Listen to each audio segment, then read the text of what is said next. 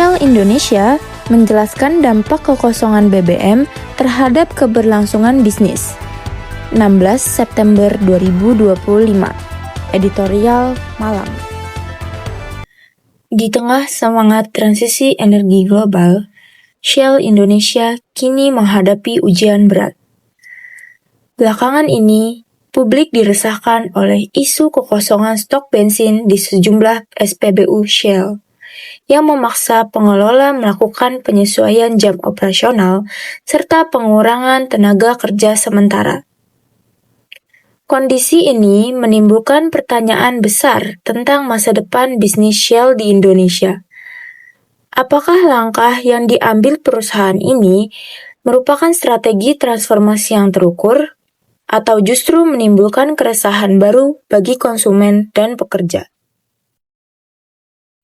Kekosongan pasokan bensin yang terjadi sejak Agustus 2025 memperlihatkan betapa rapuhnya sistem distribusi energi swasta di Indonesia.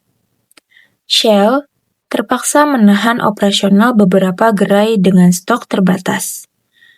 Pemerintah sendiri telah menegaskan bahwa tambahan kuota impor BBM tidak akan diberikan kepada perusahaan swasta, dan menyarankan agar Shell maupun BP bekerja sama dengan Pertamina dalam penyediaan pasokan.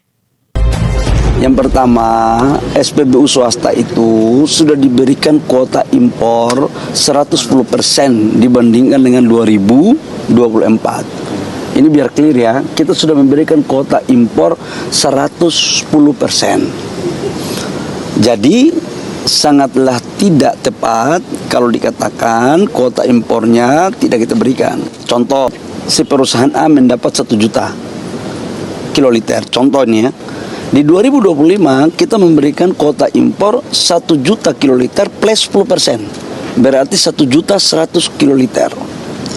Nah, kalau masih ada kekurangan, kita minta untuk melakukan kolaborasi dengan Pertamina. Kenapa? Karena ini terkait dengan hajat hidup orang banyak. Cabang-cabang industri yang menyangkut hajat hidup orang banyak itu harus tetap dikontrol oleh negara. Situasi ini bukan saja menekan daya saing, tapi juga menimbulkan keraguan publik mengenai kepastian layanan energi yang seharusnya mudah diakses. Di saat bersamaan, langkah Shell melepas bisnis SPBU-nya kepada perusahaan patungan antara Citadel Pacific Limited dan Cevas Group juga memicu diskusi hangat. Sekitar 200 SPBU berikut, terminal penyimpanan di Gresik akan dikelola oleh joint venture tersebut.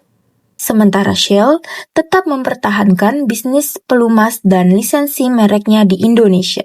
Meski manajemen membantah isu penutupan SPBU mulai 2026, banyak pihak masih menganggap langkah ini sebagai pengunduran diri secara perlahan dari bisnis retail energi di tanah air.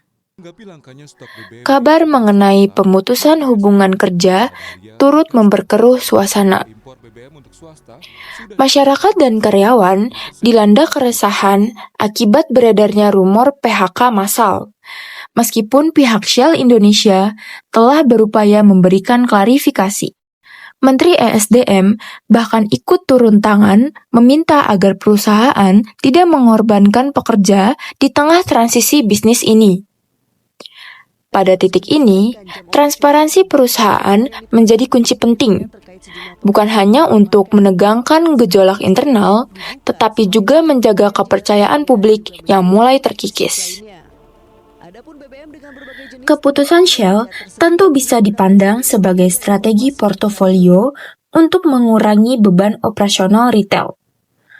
Namun, langkah besar seperti ini tidak boleh diambil tanpa perhitungan matang terhadap dampak sosial dan keadilan akses energi. Masyarakat di berbagai daerah masih sangat bergantung pada SPBU sebagai sumber utama BBM. Bila transformasi ini dilakukan secara terburu-buru, ada risiko munculnya zona kosong energi, yang pada akhirnya merugikan rakyat kecil.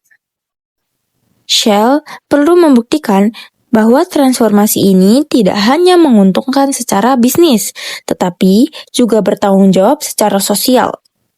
Pemerintah pun harus hadir lebih tegas untuk memastikan regulasi yang adil, sehingga perubahan struktur energi tidak meninggalkan masyarakat yang paling rentan.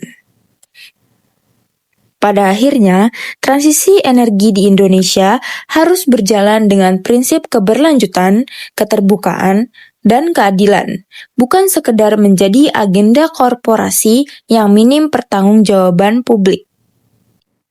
Demikian editorial malam hari ini. Terima kasih dan sampai jumpa.